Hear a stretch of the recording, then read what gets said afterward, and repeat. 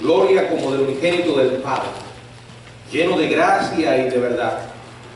Juan dio testimonio de él y clamó diciendo: este es de quien yo decía, el que viene después de mí es antes de mí, porque era primero que yo. Porque de su plenitud tomamos todos, y gracia sobre gracia. Porque la ley por medio de Moisés fue dada, pero la gracia y la verdad vinieron por medio de Jesucristo. La gracia y la verdad vinieron por medio de Jesucristo. Él es el Señor de la gracia. Padre, te agradecemos la oportunidad de usar este lugar para traer tu palabra. En tus manos nos estamos poniendo y pedimos tu capacidad, tu poder sobre nuestras vidas. En el nombre de Jesús. Amén. Bueno, el Señor Jesucristo aparece descrito en este primer capítulo del Evangelio de Juan como el Verbo, como el unigénito, lo dice la palabra, el unigénito del Padre, como el Señor de la gracia y la verdad. Y Juan recuerda que había algo en Jesús que era distinto a cualquier otra persona. Dice Juan en el verso 14: y aquel Verbo fue hecho carne y habitó entre nosotros, y vimos su gloria, gloria como del unigénito del Padre, lleno de gracia y de verdad. Dice Juan: vimos su gloria. Bueno, lo que hacía Jesús tan peculiar era esa gloria. Una gloria que representaba la presencia misma de Dios. Debemos entender que Dios es un Dios de gracia. Aun cuando en el Antiguo Testamento se reveló por medio de la ley, presentando al hombre las demandas justas de Dios, de Él, no por eso dejó de ser o deja de ser un Dios de gracia. Sin embargo, el hombre no había tenido la oportunidad de conocerle como tal. Es entonces cuando viene Jesucristo a revelarnos a Dios, a cómo Dios es en realidad. Dice el verso 18: a Dios nadie le vio jamás. El unigénito Hijo que está en el seno del Padre, Él le ha dado a conocer. Fue Jesús quien nos reveló al Padre. Fue Jesús quien nos mostró la gracia de Dios. Aparece Él, dice la palabra, lleno de gracia y de verdad. Era su gloria. Esa gloria combinada con la gracia y la verdad lo que hacen de Él una persona totalmente diferente. Bueno, el versículo dice: la ley por medio de Moisés fue dada. Lo primero que hizo Dios fue mostrar su ley. Y no fue precisamente una demostración de gracia, sino una demanda justa de santidad. Dios diseñó la ley con el objetivo de mostrar al hombre su propia injusticia, para que el hombre llegara a entender su necesidad, llegara a reconocer que era un pecador sin esperanza. Jamás fue la intención de Dios que el hombre se salvara por medio de la ley.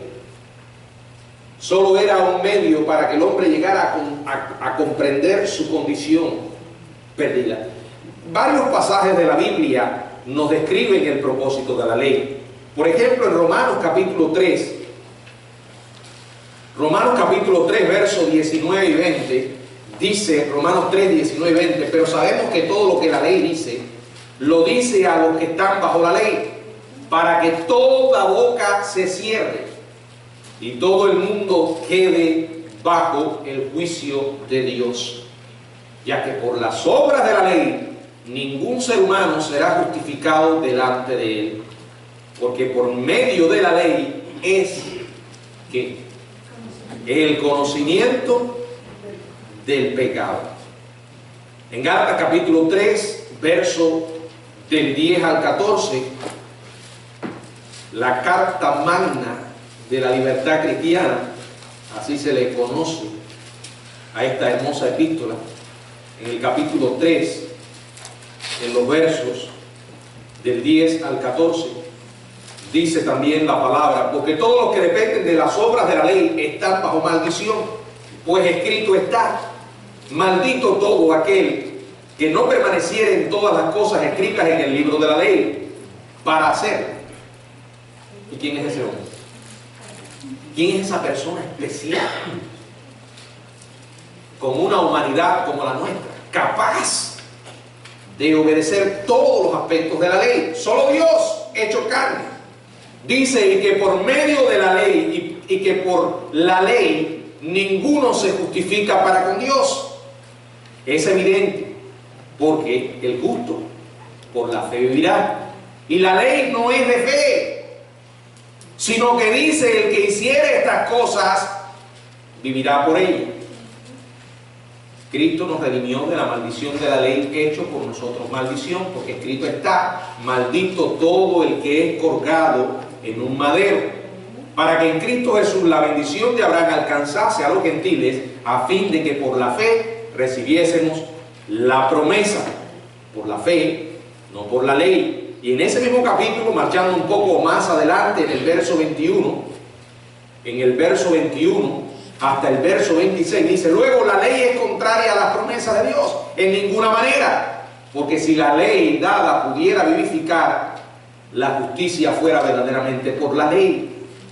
Mas la Escritura lo encerró todo bajo pecado, para que la promesa, que es por la fe en Jesucristo, fuese dada a los creyentes.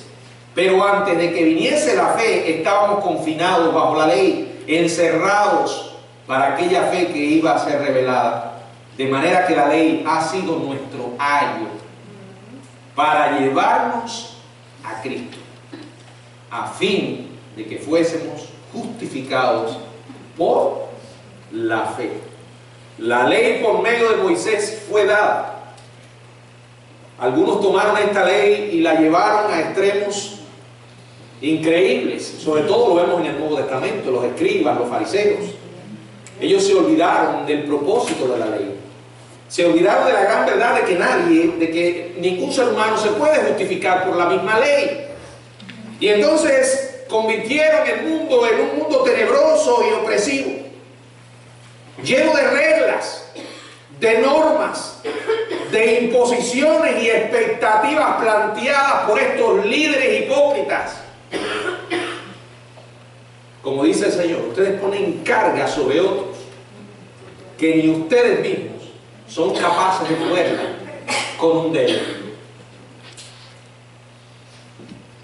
Y entonces viene el Señor, dice la palabra, lleno de gracia y lleno de verdad. Bueno, una de las primeras cosas que hizo Jesús fue poner un contraste entre lo que decía la ley y lo que a él le interesaba. La ley hacía énfasis en lo externo, en las acciones. Jesús vino mirando la motivación, la intención, y una tras otra encontramos allí palabras tremendas en lo que se conoce como el Sermón de la Montaña. Si ustedes recuerdan ese gran sermón, Jesús va tomando aspectos y tratando de mostrar al hombre su condición perdida. Él no vino para quebrantar la ley, Él la cumplió por nosotros. Por ejemplo, Él dice: oíste que fue dicho a los antiguos, no matarás, y cualquiera que matare será culpable de juicio. Pero yo os digo, o sea, ustedes oyeron lo que decía la ley, pero ahora yo digo: el que se enoje contra su hermano será culpable de juicio, y cualquiera que diga necio a su hermano será culpable ante el concilio, y cualquiera que le diga fatuo quedará expuesto al infierno de fuego. Bueno, nosotros no tenemos problemas con esto de matar a otros, ¿verdad? No vamos a ir a una persona y asesinarle.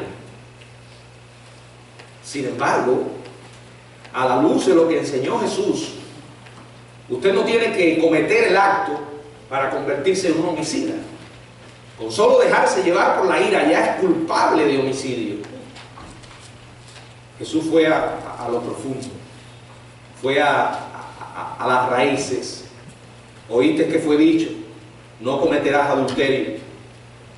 Pero yo os digo, cualquiera que mira a una mujer para codiciarla ya adulteró con ella en su corazón.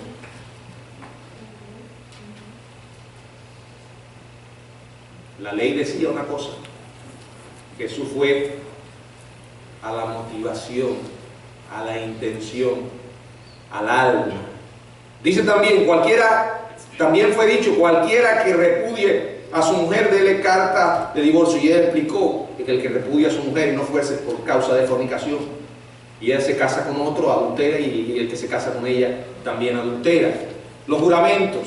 Y ahí sigue una tras otra. Vaya que si usted entiende lo que Jesús está enseñando, llegamos a un punto en que decimos, entonces, ¿qué? ¿Estamos perdidos? Bueno, ciertamente nacimos con una condición perdida. No tenemos esperanza. Ahí sí hay un error. Sí hay esperanza. No está en la ley, está en la gracia. Cuando uno entiende su corazón o su condición perdida, entonces reconoce que lo único que puede es apropiarse de la gracia de Dios. ¿Y qué es esa gracia? Un favor que no merecemos.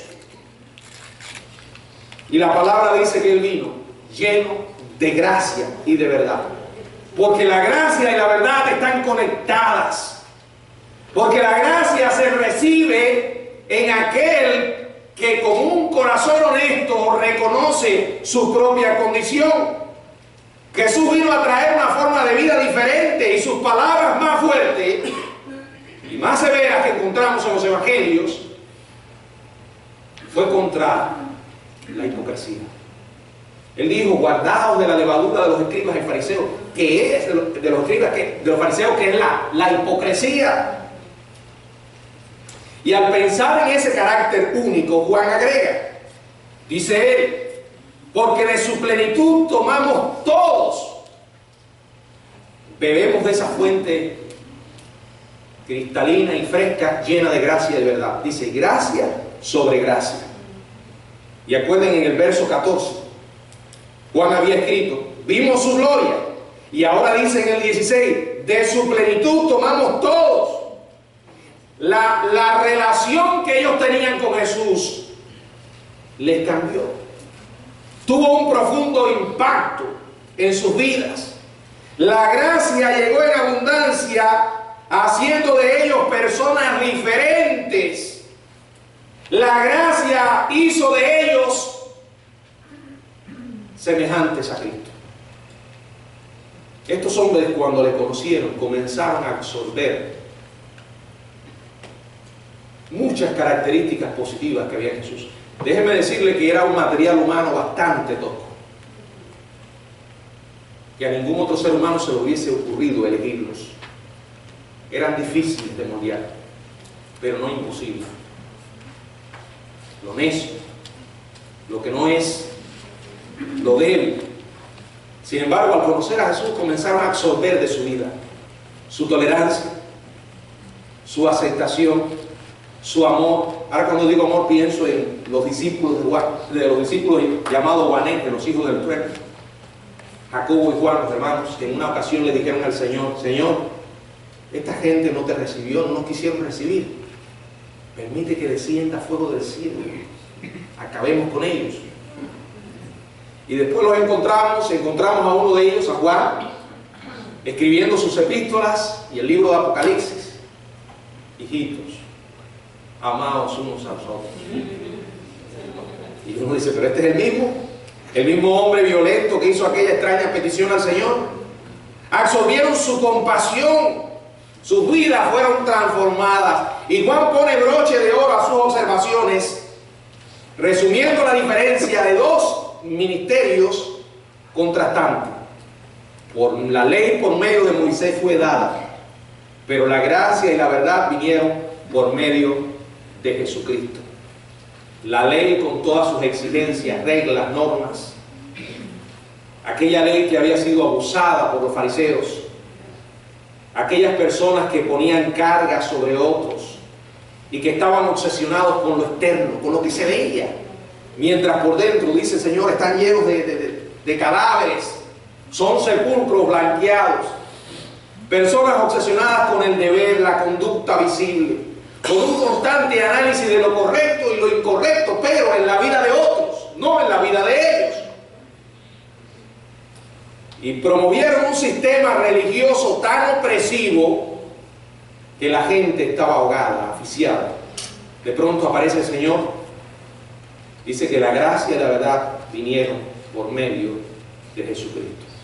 Sus palabras eran nuevas, liberadoras, venían del mismo corazón de Dios, enseñando que solo hay un camino para llegar al cielo, y el camino era Él. Y un camino que para tomarlo tenía que ser por fe y solo por fe. Dice la palabra, porque por gracia sois salvos. No por obras, para que no te llenes de orgullo, por gracia. Y yo siempre digo, no solo fuimos salvos por gracia, seguimos andando por gracia, porque no hay otra manera, no hay otra forma. El Señor reemplazó esa religión rígida y estéril por una religión o una relación orientada por la gracia, una gracia que libera. Pero bueno, ¿qué es gracia? ¿Qué significa exactamente esta palabra? ¿Es algo que está limitado a la vida y al ministerio de Jesús? Bueno, le va a sorprender que Jesús nunca usó esta palabra. Nunca. Solamente enseñaba sobre ella. Es más, y lo que es más importante todavía, la vivía. Más aún, la Biblia nunca define gracia en una sola frase, aunque aparece a lo largo de todas sus páginas, desde el mismo libro de Génesis hasta el final en Apocalipsis. Allí cuando Dios creó aquella primera pareja y peca, y Dios le muestra gracia. Bueno, ¿de qué manera? Bueno, lo dejó vivo. Lo podía haber exterminado y comenzar de nuevo. Sin embargo, cuando Dios, en su propio intento de cubrir su desnudez, lo hacen con hojas de higuera, el Señor le cubre con pieles de animales. Eso se llama gracia. Gracia fue la que Dios manifestó con Caín, que no lo merecía, y asesinó a su hermano, y Dios podía haberlo exterminado. Lo dejó vivo. En toda la Biblia aparece este mensaje de gracia. Para entender lo que significa, debemos retroceder a un término hebreo antiguo que significaba agacharse o inclinarse. Con el tiempo llegó a significar o a concebir la idea de dar un favor. Por ejemplo, un maestro de la Biblia dijo: el amor que asciende es adoración, el amor que sale hacia afuera es afecto, y el amor que se inclina es gracia. Eso fue lo que hizo Dios. Se inclinó a nosotros. ¿Cómo? Y aquel verbo fue hecho carne. ¿Quién se hizo carne? Dios. Mostrar gracia es extender favor o bondad hacia alguien que no la merece y que jamás podrá ganarla. Ningún intento humano le hará al hombre ganarse el cielo.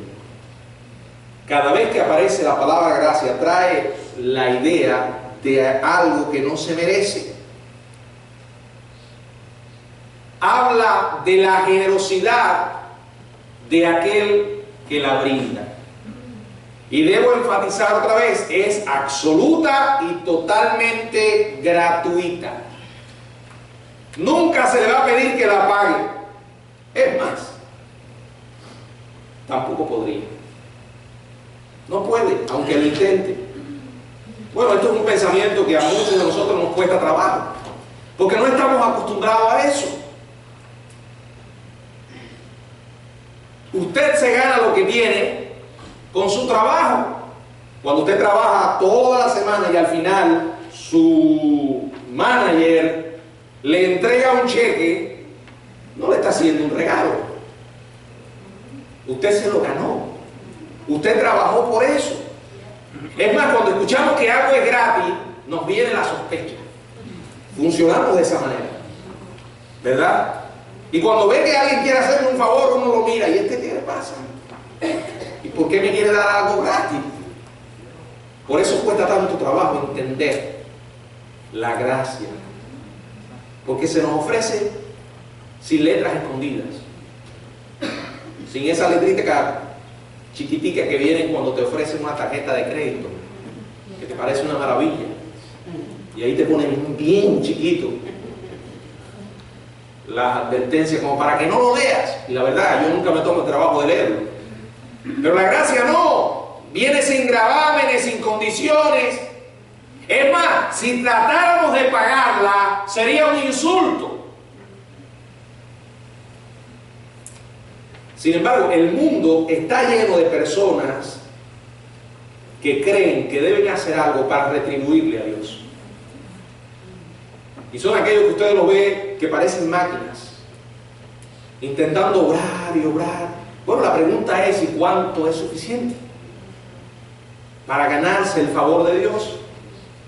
Los cristianos servimos y hay obras, pero son resultado de nuestra fe, de nuestro amor por Jesucristo, porque Él nos amó primero, no para ganarnos el cielo. Ya nuestro destino eterno quedó determinado desde el momento en que creímos. Dice Jesús, o dice la Biblia, el que cree en el Hijo tiene vida eterna. No dice la va a tener. La tiene. Ya está garantizada. Y para más el Señor dio la primicia, el sello del Espíritu. El Espíritu no puede venir e irse. Eso significa que la vida eterna comenzamos a disfrutarla desde que estamos acá. Sus beneficios se ven. Falta la glorificación cuando tengamos un cuerpo diferente, pero ya empezamos a recibir sus anticipos por gracia, por la fe. Sin embargo, hay personas que no tienen esa seguridad y creen que se puede ganar el cielo por lo bueno que hacen. Desean que Dios los mire con una sonrisa, como diciendo: te lo ganaste, te lo ganaste. Pero entonces serían aceptados por sus buenas obras, no por lo que hizo Jesucristo. La gloria se la llevan ellos, cuando estén allí ante el Señor. ¿Y tú por qué estás aquí? Bueno, yo me lo gané. Bastante dinero que di para la iglesia. Bastante buen padre que fui. Y mucha gente que ayudé. Me gané el cielo. Eso no es gracia. Aunque Cristo vino y murió y satisfizo las exigencias del Padre respecto al pecado, todo lo que necesitamos es pedir su gracia, aceptando el don gratuito de la vida eterna, nada más. Lo que provoca a Dios sonreír no son nuestras obras, sino el sacrificio de Jesús. Por eso Él pudo decir: consumado es por gracia, esa maravillosa gracia. Ahora, quiero que veamos rápidamente algunos ejemplos de la gracia en la vida de Jesús, porque dije que aunque Él no la mencionó, sí enseñó sobre ella, sí la expresó en sus acciones. Por ejemplo, ¿se acuerdan de aquella mujer sorprendida en adulterio? La ley establecía claramente que esa mujer debía ser apedreada. Ahí llegaron unos lobos con aquella pobre mujer. Esos fueron lo que podríamos llamar asesinos de la gracia. Y la denunciaron. Ahora, aquella gente que estaba ahí probablemente estarían peor que ella. Sin embargo, llevaron a la mujer para dar un ejemplo público y querían poner una trampa a Jesús. Jesús le dijo: el que de vosotros esté sin pecado, sea el primero en arrojar la piedra contra ella. El único que tenía realmente la autoridad para juzgar a aquella mujer, se negó a hacer. Le dio una oportunidad. ¿Merecía aquella mujer morir? Sí. Había sido sorprendida en el acto mismo, con las manos en la masa, como se dice. Y el Señor la perdonó. Le manifestó gracia. La dejó viva. Y le dijo, vete y no peques más. Según la ley tenía todo el derecho a sepultarla bajo las piedras. Y aquella gente estaba listo para hacerlo. Siempre hay gente dispuesta a tirar la piedra y a sepultar a otros. Pero Jesús intervino con la gracia. ¿Se acuerdan cuando murió Lázaro? Marta fue a encontrarse con Jesús en el camino y luego María le habló cuando llegó a la casa. Aquellas dos mujeres acusaron a Jesús por no haber venido antes. Le dijeron, si hubieses estado aquí, mi hermano no habría muerto. Eran palabras cargadas de un profundo reproche. ¿Con qué derecho? Sabemos que estaban heridas. Y el Señor también. Pero eran palabras severas. Sin embargo, me maravilla cómo Jesús las recibe. Con gracia. Con solo mover la mano, podías haberlas dejado sin vida. Sin embargo, Él no discute con ellas. Eso es gracia. Ahora me viene a la mente otro ejemplo. ¿Se acuerdan de Judas? El traidor. Aquel hombre que había estado con Jesús, viviendo con Él, comiendo con Él, presenciando quién era Él, y que lo traiciona. Y cuando Jesús lo recibe, lo llama como. ¿Alguien sabe cómo el Señor lo llama? Amigo. Tal vez yo estoy equivocado, pero por ahí oí la palabra. ¿Cómo lo llama? Lo llama amigo. Lo llama amigo. ¿Saben qué es eso? Gracia. Cuando narraba los relatos, la gracia era su tema favorito. ¿Se acuerdan de la historia del hijo pródigo? Cuando trataba con los niños, resplandecía su gracia. Mire, una persona si no tiene gracia, no va a ser un buen amigo de los niños. Porque los niños perciben la gracia. Por eso hay una niña que no ve mucha gracia en mí. La niña de Pedro. Hoy me fui a acercar a ella y ¿saben cuál fue la bienvenida? Y yo le dije, yo espero un día tener una sonrisa tuya. Bueno, los niños se acercaban a Jesús. Cuando hablaba de personas que estaban en situaciones desesperadas, la gracia abundaba. ¿Se acuerdan del buen samaritano?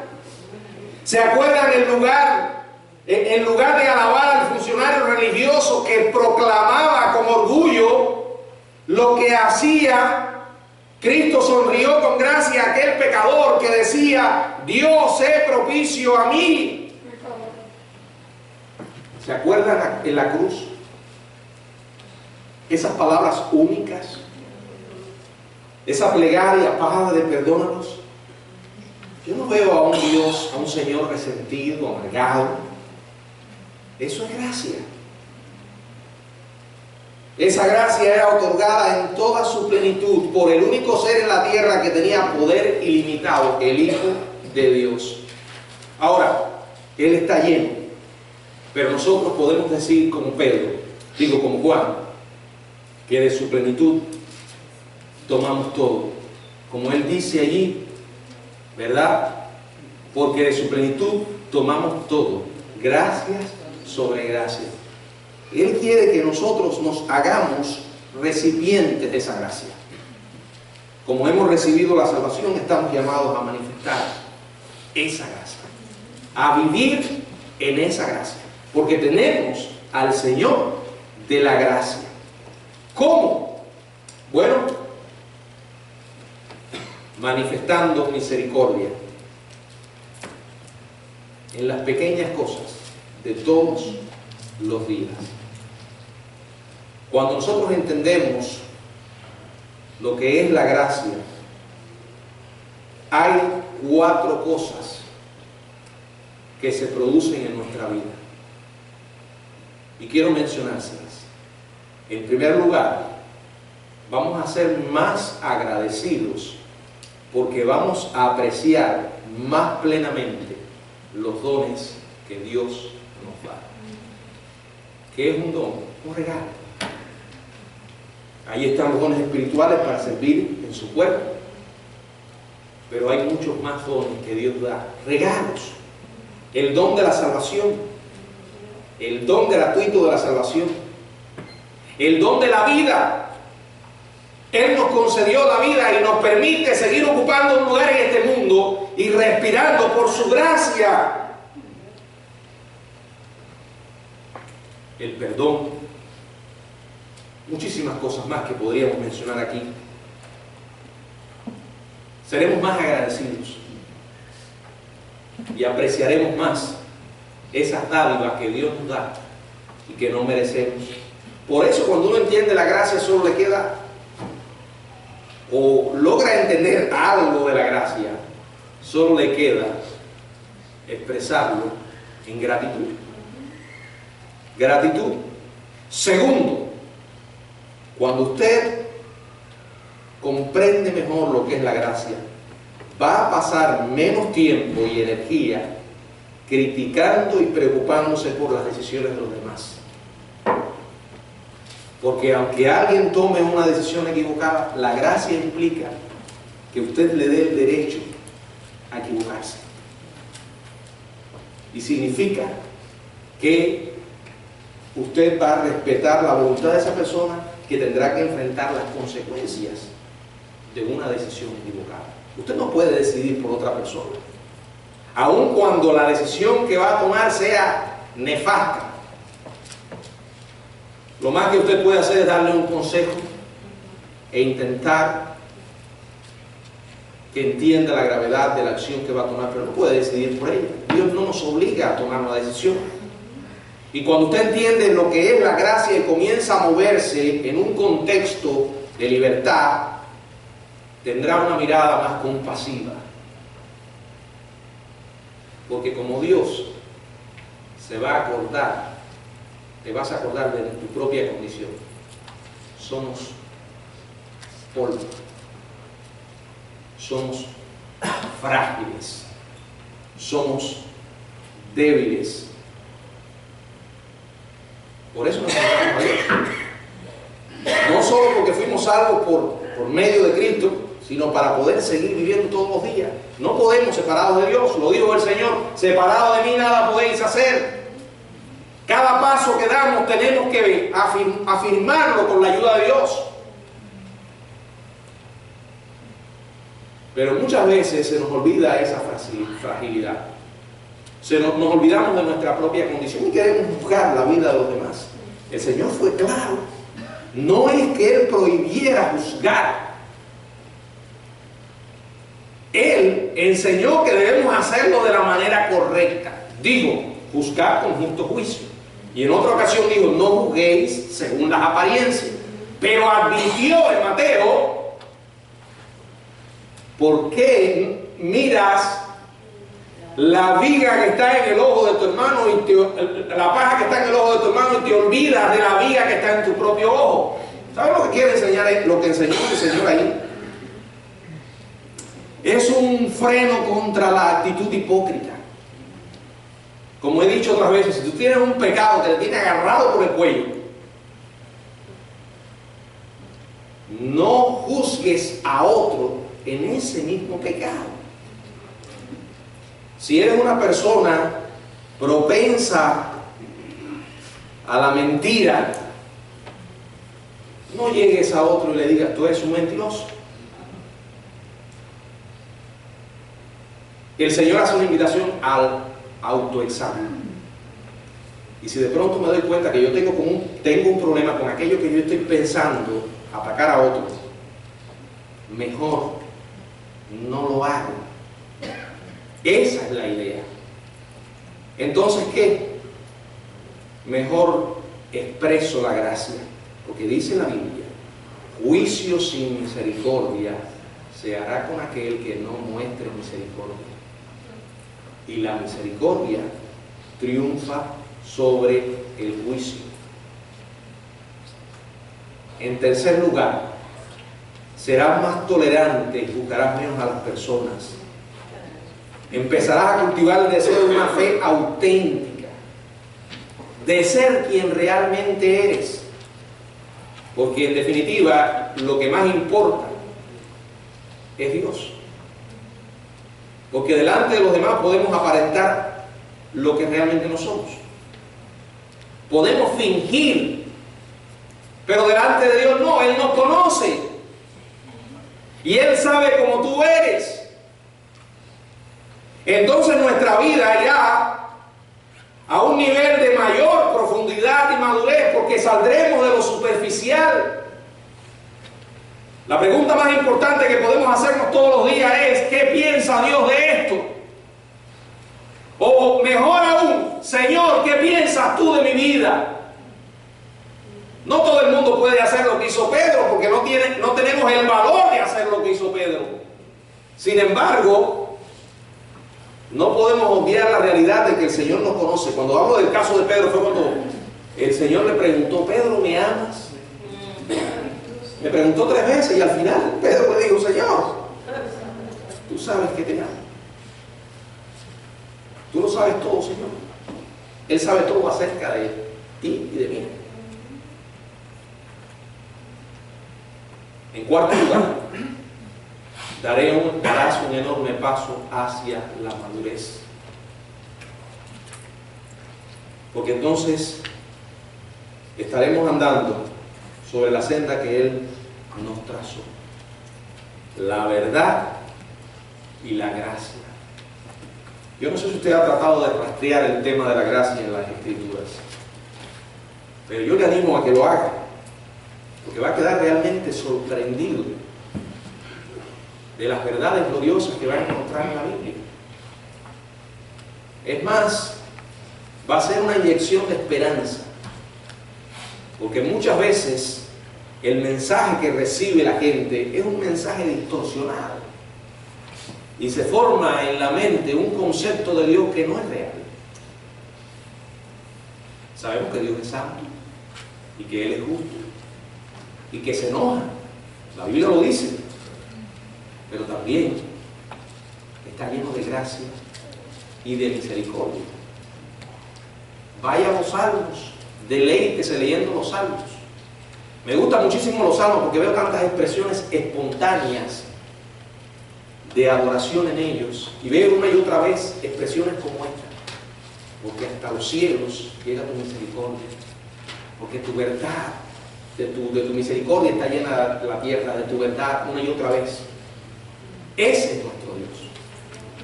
Ese es el Señor de la gracia. Que el Señor nos bendiga, hermanos.